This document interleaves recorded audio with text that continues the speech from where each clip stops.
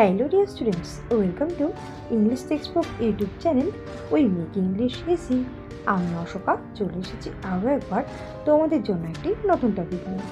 আজকের টপিক হচ্ছে ANM and GNM preparation 2024। আজকে প্র্যাকটিস সেট নাম্বার 2 নিয়ে আলোচনা করব। আমি অলরেডি প্র্যাকটিস সেট নাম্বার 1 এর ভিডিও দিয়ে দিয়েছি চ্যানেলে। তোমরা যারা দেখোনি সেটা অবশ্যই ডেসক্রিপশন বক্সে থাকা লিঙ্কে গিয়ে সেই প্র্যাকটিস সেটটি তোমরা দেখে নিতে পারো এবং তোমাদের স্কোর তোমরা যাচাই করে নিতে পারো। তো চলো বেশি কথা না পারিয়ে শুরু করছি আজকের সেট। Let's get started. তো দেখো ফার্স্টে যে কোয়েশ্চেনটি রেখেছি, তো প্রথমে বলে রাখি যে তোমরা আগেও আমি বলেছি, তবে যারা এই ভিডিওতে তোমরা নতুন তাদের উদ্দেশ্যে বলছি, তোমরা যেহেতু জানো যে এই পরীক্ষাতে 15 নম্বরের তোমাদের কোয়েশ্চেন থাকবে, প্রত্যেকটা 1 নম্বর থাকবে, তো 15টি কোয়েশ্চেন। তো সেই অনুযায়ী আমি প্র্যাকটিস সেটটা বানিয়েছি। তো দেখো ফার্স্টে কোয়েশ্চেনটি কী রয়েছে, সিনোনিম অফ ইঞ্জিনিয়াস। তো ইঞ্জিনিয়াস এই কথাটি যেটা রয়েছে, তো তার সিনোনিম বা সমার্থক শব্দ আইডেন্টিফাই করতে হবে বা এখান থেকে চুজ করতে হবে অপশন থেকে। তো দেখো অপশান কী রয়েছে, এ অপশানে রয়েছে আনফিট, বি অপশানে আর্টলেস, সি অপশানে ক্র্যাফটি এবং ডিতে রয়েছে স্ট্রেইট। তো এই হচ্ছে বিষয়। তো আমরা যেহেতু যদি আমরা লক্ষ্য করি কোয়েশ্চেনটির দিকে, তাহলে আমরা দেখতে পাবো ইঞ্জিনিয়াস। ইঞ্জিনিয়াস এই কথাটির মধ্যে কিন্তু এর অর্থ লুকিয়ে আছে। তা ইঞ্জিনিয়াস এর মধ্যে যেহেতু জিনিয়াস কথাটি রয়েছে, তো আমরা জানি জিনিয়াস মানে কি, জ্ঞানী বা বুদ্ধিমান এরকম কিছু। তাহলে ইঞ্জিনিয়াস এই কথাটির মানে হচ্ছে বুদ্ধিমান। তো এখানে যেহেতু অপশান অনুযায়ী আনফিট, তো আনফিট মানে দেখো ফিট মানে হচ্ছে কোনো কিছুর জন্য উপযুক্ত, আনফিট মানে কি তাহলে উপযুক্ত নয়। তারপরে দেখো আর্টলেস, তো লেস, তো এই লেস মানে হচ্ছে দেখো কোনো কিছু ফুল যদি থাকে তাহলে সেটা পূর্ণ হয়, মানে সেটা ভালো কিছু পজিটিভ বোঝায়। কিন্তু আর্টলেস অর্থাৎ যার মধ্যে কোনো শিল্পসত্তার কোনো কিছু নেই, তো শিল্পসত্তাহীন, তো সেই ক্ষেত্রে আর্টলেস এটাও তাহলে হচ্ছে না। তারপর অপশান সিতে রয়েছে ক্র্যাফটি, তো ক্র্যাফটি মানে হচ্ছে ধূর্ত বা চালাক। আর অপশান ডিতে রয়েছে স্ট্রেইট অর্থাৎ সোজা। তাহলে অপশান অনুযায়ী এখানে আমাদের অপশান সি, অর্থাৎ এখানে যে অপশান রয়েছে অপশান সি হয়ে যাচ্ছে, ক্র্যাফটি হয়ে যাচ্ছে আমাদের কারেক্ট অ্যান্সার। তো একের অ্যান্সার হয়ে যাচ্ছে ক্র্যাফটি। ওকে, তারপরে দেখো নেক্সট কোয়েশ্চেনটা কী রয়েছে, select the wrongly spelled word. তো এখানে যে বানানটা ভুল আছে সেটা আমাদের আইডেন্টিফাই করতে হবে। তো দেখো এই বিষয়ে কিন্তু ভালো মতন জ্ঞান থাকা দরকার। তো দেখো এখানে আমরা অপশানগুলো পড়ি, তাহলে বুঝতে পারবো কোনটা ভুল আছে। তো দেখো ফার্স্টে যেটা রয়েছে গ্র্যানারি, গ্র্যানারি, তো গ্র্যানারি এই কথাটির অর্থ হচ্ছে শস্য ভাণ্ডার এবং এর স্পেলিংটাও ঠিক আছে। তারপরে দেখো অপশান বি, আপাতভাবে দেখলে মনে হবে এটা ভুল, কিন্তু না এটা ঠিক আছে, এটা হচ্ছে সুনামি। তো সামুদ্রিক যে একটা হয়, একটা ভূমিকম্প যেটাকে বলা হয়, তো সেটা হচ্ছে ভূমিকম্প ঠিক নয়, সুনামি হচ্ছে যেটা সমুদ্রের জলে যে ঢেউয়ের একটা উচ্ছ্বাস হয় সেটা হচ্ছে সুনামি। তো এটা স্পেলিংটা ঠিক আছে। তারপর দেখো ইনোসেন্ট, অপশান সিতে ইনোসেন্ট, ইনোসেন্টটাও ঠিক আছে বানানটা। তো অপশান ডিতে এবার আসি, অপশান ডিতে দেখো অকেশন, তো অকেশন আমরা এর মানে জানি উৎসব বা উপলক্ষ কিছু। তো এখানে দেখো অকেশন স্পেলিংটা একটু মনে হচ্ছে ভুলভাল আছে। তো কী হবে, এটা ঠিক হবে। তো দেখো এখানে কারেক্ট অ্যান্সার হয়ে যাচ্ছে অপশান ডি। এখানে কি ভুল আছে, এখানে ভুল আছে অকেশনে দেখো OCASION রয়েছে, তো এখানে কারেক্ট অ্যান্সার হবে OCC। ওকে, OCCASION অকেশন। এটা এর আগে একবার পরীক্ষাতেও এসেছিল কিন্তু অকেশনের স্পেলিংটা। ওকে, চলো নেক্সট দেখো পরের question, 3rd number question, select the correctly spelled word. এখানে দেখো বানান দিয়ে দেওয়া হয়েছে 4টে, তো এর মধ্যে থেকে সঠিক যে বানান সেটা তোমাকে আইডেন্টিফাই করতে হবে। তো অপশান এতে রয়েছে দেখো সবগুলো একই উচ্চারণ, একই যেহেতু কিন্তু উচ্চারণটা একই কিন্তু বানানটা আলাদাভাবে দেওয়া রয়েছে। তো এখানে তোমাদের উচ্চারণটা হচ্ছে যে ওয়ার্ডটা রয়েছে, উচ্চারণ হচ্ছে সিস্টেমেটিক্যালি। ওকে, তো সিস্টেম আমরা জানি যেহেতু সিস্টেম বানান কি SYSTEM। তো সিস্টেম বানানের সাথে দেখো প্রথমে অপশান যেটা রয়েছে এ অপশান, এখানে দেখো সিস্টেমেটিক্যালি আছে, তো এটা কিন্তু হবে না। তাহলে অপশান এটা, তাহলে এটা হচ্ছে না, এটা ভুল। অপশান বিতে চলে এসো, দেখো সিস্টেম বানান কিন্তু এখানেও আসছে না, কারণ এখানে এ রয়েছে, এটা কিন্তু তাহলে হবে না। ওকে, তারপরে দেখো অপশান সিতে কী রয়েছে, অপশান সিতে রয়েছে সিস্টেম, এই বানানটা ঠিক আছে কিন্তু ক্যালি, সিস্টেমেটিক্যালি, এই যে এখানে একটা এল, এখানে আরেকটা এল হতো, এটা এই জন্য হবে না। তাহলে একটাই পড়ে থাকছে অপশান ডি। অপশান ডি হয়ে যাচ্ছে আমাদের কারেক্ট অ্যান্সার। তো দেখো সিস্টেম তার সাথে সিস্টেমেটিক্যালি, সিস্টেম তার সাথে ATICALLY এটা যোগ করে হয়ে গেল সিস্টেমেটিক্যালি। তো এটাই হয়ে যাচ্ছে কারেক্ট অ্যান্সার। চলে এসো 4 নম্বর কোয়েশনে। তো 4 নম্বর কোয়েশনেও কিন্তু সেম একটা বানান দেওয়া হয়েছে, যেটা হচ্ছে ক্যালেন্ডার। তো ক্যালেন্ডার আমাদের বাড়িতে সকলের বাড়িতেই থাকে। তো ক্যালেন্ডার যে স্পেলিংটা এখানে আমাদের আইডেন্টিফাই করতে হবে। ওকে, তো দেখো অপশান এতে কি রয়েছে ক্যালেন্ডার, তো ক্যালেন্ডার এটা হবে না। তারপর অপশান বি তো অন্যরকম বানানো হয়ে যাচ্ছে কোলেন্ডার, এটা তো হবেই না। তারপর দেখো অপশান সিতে কী রয়েছে, অপশান সিতে রয়েছে CALENDAR। ওকে, তো CALENDAR, তার পরের অপশানটা দেখো CALENDER। তো এখানে অপশান সি হয়ে যাচ্ছে কারেক্ট অ্যান্সার। এটা তোমরা মনে রাখবে, CALENDAR হচ্ছে ক্যালেন্ডার স্পেলিং, আর এখানে অপশান ডিটা ভুল। তাহলে অপশান সি হচ্ছে কারেক্ট অ্যান্সার। তারপরে দেখো পরের question, opposite of katabatic. Okay, katabatic. তো এখানে ক্যাটাবেটিক এই যে ওয়ার্ডটা আছে, এই ওয়ার্ডটার মানে হচ্ছে নিম্ন প্রবাহী বায়ু, বায়ু প্রবাহ, তাকে বলা হয় ক্যাটাবেটিক। তো এর অপশানগুলো দেখো, ওয়াইন্ড, ওয়াইন্ড মানে হচ্ছে বাতাস, আপওয়ার্ড উপরের দিকে, ডাউনওয়ার্ড নিচের দিকে, আর হচ্ছে অ্যানাবেটিক। তো আমরা যদি নাও জানি কিছু, আমরা যদি অপশানগুলো লক্ষ্য করি, তাহলে কিন্তু আমাদের এখান থেকে আমাদের অ্যান্সার চলে আসছে। তো দেখো এখানে ক্যাটাবেটিক ছিল, তাহলে এখানে দেখো অপশান ডিতে অ্যানাবেটিক, তাই তো, ক্যাটাবেটিক অ্যানাবেটিক। তো আমরা না জেনেও কিন্তু উত্তরটা সহজে করে ফেলতে পারতাম। তো অ্যানাবেটিক হয়ে যাবে কারেক্ট অ্যান্সার। তো এই অ্যানাবেটিক মানে হচ্ছে উপরের দিকে যে বায়ু যায়, বায়ু প্রবাহ হয়, তাকেই বলা হয় অ্যানাবেটিক। ওকে, তারপরে দেখো 6 নম্বর কোয়েশ্চেন, অ্যাট ডেগারস্টন। তো অ্যাট ডেগারস্টন এটা একটা ইডিয়াম। ওকে, তো এটার মানে হচ্ছে দেখো এটা যেহেতু অ্যাট ডেগারস্টন শুনেই মনে হচ্ছে কোনো কিছু প্রতিকূলতা কিছু একটা বোঝাচ্ছে।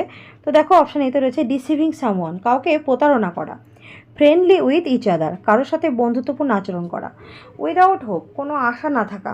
তারপরে দেখো লাস্ট অপশানটা বিটালি হস্টাইল, অর্থাৎ পুরোপুরি সম্পূর্ণ তিক্ত একটা পরিস্থিতি, এবং যেখানে কোনো বন্ধুত্বপূর্ণ বা কোনো কিছু থাকে না, সেরকম হচ্ছে একটা কিছুকে বোঝাচ্ছে। তো এখানে অপশান ডি হয়ে যাবে কারেক্ট অ্যান্সার, বিটালি হস্টাইল, যেটা অর্থ হচ্ছে দুজন মানুষ যারা একে অন্যের প্রতি তিক্ততা সম্পর্ক রয়েছে, অর্থাৎ বন্ধুত্বপূর্ণ সম্পর্কে নেই। তাই সেটাই হচ্ছে অ্যাট ডেগারস্টন। এটা তোমরা অনেক ক্ষেত্রে কোনো এটা বাক্যের মধ্যেও দিয়ে দিতে পারে, বাক্যের মধ্যেও এটা আন্ডারলাইন করা থাকতে পারে, এবং সেখানে তোমাকে অপশনগুলো দিয়ে দেওয়া হবে, সেই অনুযায়ী কিন্তু উত্তর করতে হবে। ওকে, তো চলো চলে যাচ্ছি পরের কোয়েশনে। দেখো এখানে দুটো ওয়ান ওয়ার্ড সাবস্টিটিউট দেওয়া হয়েছে। তো দেখো প্রথমে কি রয়েছে, 7 number, one who compiles a dictionary. তো একজন যে একটা ডিকশনারি, তো বাংলায় যাকে বলা হয় অভিধান, তো যিনি একজন অভিধান বানান, তাকে আমরা কি বলবো? ওকে, তো ফার্স্টে যেটা রয়েছে দেখো এই অপশানে অ্যালামনাক। তো অ্যালামনাক মানে হচ্ছে যিনি পঞ্জিকা তৈরি করান। ওকে, অপশান বিতে দেখো কি রয়েছে লিরিসিস্ট। তো আমরা জানি লিরিক মানে কি, কোনো একটা গানের লিরিক আমরা সার্চ করি, তাই না? তো এখানে লিরিসিস্ট মানে হচ্ছে কি গীতিকার, অর্থাৎ যিনি গীত রচনা করেন, তো গীতিকার হচ্ছে লিরিসিস্ট। আর অপশান সিতে দেখো রয়েছে লেক্সিকোগ্রাফার। ওকে, তো এই লেক্সিকোগ্রাফার মানে হচ্ছে কি একজন অভিধান রচনাকারী। তো অপশান সি হয়ে যাচ্ছে কারেক্ট অ্যান্সার। ওকে, আর দেখো অপশান ডিতে কী রয়েছে, অপশান ডিতে রয়েছে অ্যারিস্টোক্র্যাট। এই অ্যারিস্টোক্র্যাট এই ওয়ার্ডটির মানে হচ্ছে কোনো অভিজাত বা সম্ভ্রান্ত ব্যক্তি, তো তিনি হচ্ছেন অ্যারিস্টোক্র্যাট। তো আমাদের 7 নাম্বার কোয়েশ্চেনের অ্যান্সার হয়ে যাচ্ছে অপশান সি, লেক্সিকোগ্রাফার, যিনি অভিধান রচনা করেন। ওকে, চলে যাচ্ছি পরের কোয়েশ্চেন 8 নাম্বার। তো দেখো এখানে কি রয়েছে কোয়েশ্চেনটা, one who is easily fooled, যাকে খুব সহজে বোকা বানানো যায়, তাকে আমরা এক কথায় কি বলবো? অপশান এতে দেখো কি রয়েছে ক্রেডিউলাস, অপশান বিতে রয়েছে গালিবল, অপশান সিতে রয়েছে বুলি, আর তারপরে অপশান ডিতে রয়েছে ভ্যালুয়েবল। ওকে, তো এখানে একটা এল হবে না, এখানে একটা প্রিন্টিং মিস্টেক, এখানে এলটা হবে না। ওকে, তো দেখো যে ক্রেডিউলাস যে ওয়ার্ডটি রয়েছে, তো এই ওয়ার্ডটি কিন্তু একটি বিশ্বাসযোগ্যতা এরকম কিছু বোঝায়। আর গালিবল এটার কথা অর্থ হচ্ছে ভোলে ভালা। আর বুলি, তো আমরা প্রায়শই শুনি যে কলেজে বা স্কুলে বুলি হয়, ছাত্রছাত্রীদের সাথে বুলি হয়। তো এটা একটা বুলি, অর্থাৎ যে একটু প্রতাপ দেখায় সবার সাথে, যে সে নিজেকে সে বড় কিছু মনে করে, এবং সবার সাথে সে সবার মাঝে সে নিজেকে খুব বড় মনে করে, সেটা হচ্ছে বুলি করা। আর অপশান ডিতে যেটা রয়েছে ভলিউবল, এটা হচ্ছে চঞ্চল একটা প্রকৃতিকে বোঝায়, চঞ্চলতা প্রকৃতিকে বোঝায়। তো আমাদের কোয়েশ্চেনটা ছিল ওয়ান হু ইজিলি ফুল, যাকে সহজেই বোকা বানানো যায়। তো অপশানগুলো অনুযায়ী এখানে আমাদের কারেক্ট অ্যান্সার হয়ে যাচ্ছে অপশান বি, গালিবল। ওকে, তো গালিবল মানে হচ্ছে ভোলা প্রকৃতির মানুষজন, ভোলেভালা। তো তাকে যাকে কিন্তু ভোলেভালা হলে কিন্তু সহজেই সকলে কিন্তু তাদেরকে বোকা বানায়। তো আমাদের এইটের যে কোয়েশ্চেনটা ছিল তার অ্যান্সার হয়ে যাচ্ছে অপশান বি, গালিবল। ওকে, চলে যাচ্ছি নেক্সট কোয়েশ্চেন। তো দেখো পরের কোয়েশ্চেনটা, স্বস্তিক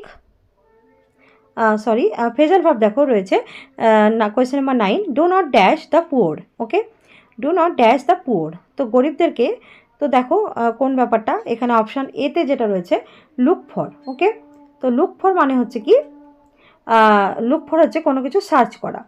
অপশান বিতে রয়েছে লুক ইনটু, অর্থাৎ কোনো কিছু ইনভেস্টিগেট করা। আর লুক ডাউন আপন হচ্ছে ঘৃণা করা।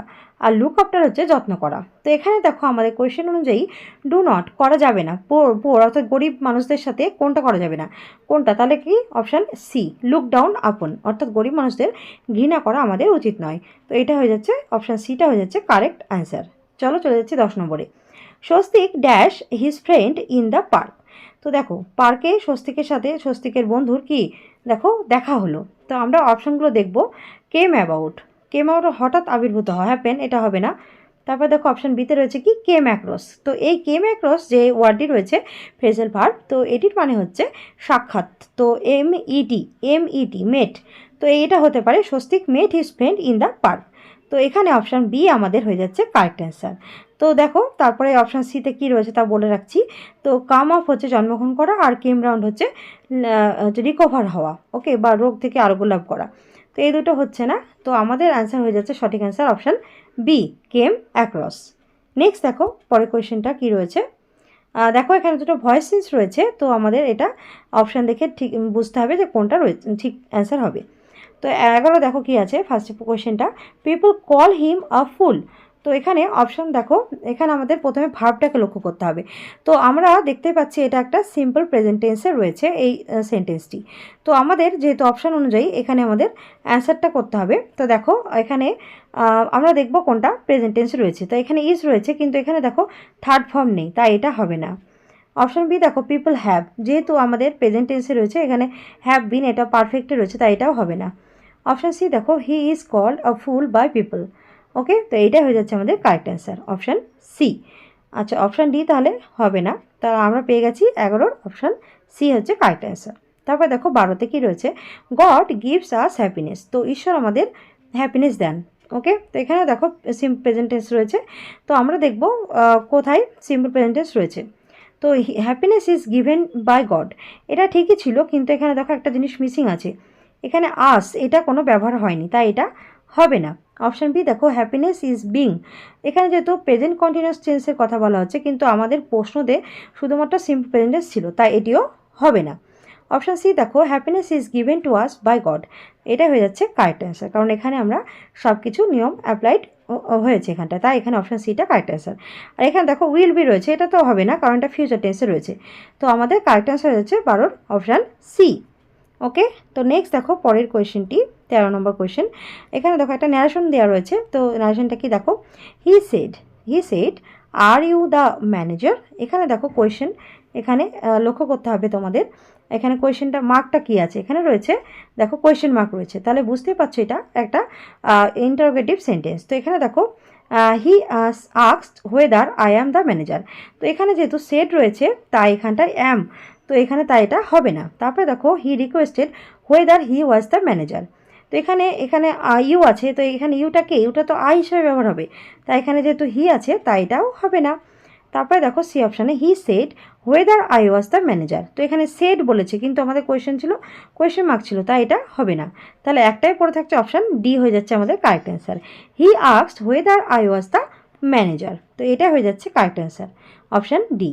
এবার দেখো 14 নম্বর question, select the correct preposition. তো এখানে সঠিক প্রিপোজিশন ব্যবহার করতে হবে। তো দেখো I have been living in Kolkata dash 2010।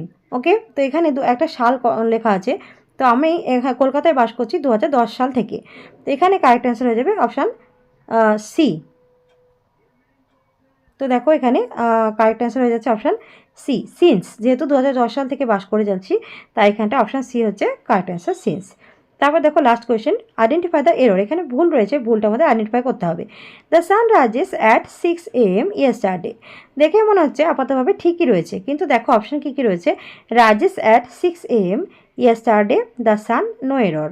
তো দেখো এখানে একটা ভুল তো রয়েছে, এখানে দেখো ইয়েস্টারডে রয়েছে, আবার এখানে রাইজেস রয়েছে, তাহলে এটা কি সম্ভব? নয়, কারণ ইয়েস্টারডে অর্থাৎ হচ্ছে past tense, simple past tense, তাহলে এখানে রাইজেসটা সিম্পল প্রেজেন্ট টেন্সের নিয়ম, তাই অপশান এ হয়ে যাচ্ছে correct answer. Rises at 6 AM এটা ভুল আছে, এখানটায় আরও এসি রোজ হতো কারেক্ট অ্যান্সার। ওকে, তাহলে অপশান এ হয়ে যাচ্ছে কারেক্ট অ্যান্সার। তো আমরা এইভাবে 15টি যে কোয়েশ্চেন ছিল প্র্যাকটিস সেট নাম্বার 2 এর, সেটা সলভ করলাম। আবার তোমাদের সাথে পরবর্তী একটা প্র্যাকটিস সেট নিয়ে আবার হাজির হব। ততক্ষণের জন্য tata, bye, thanks for watching.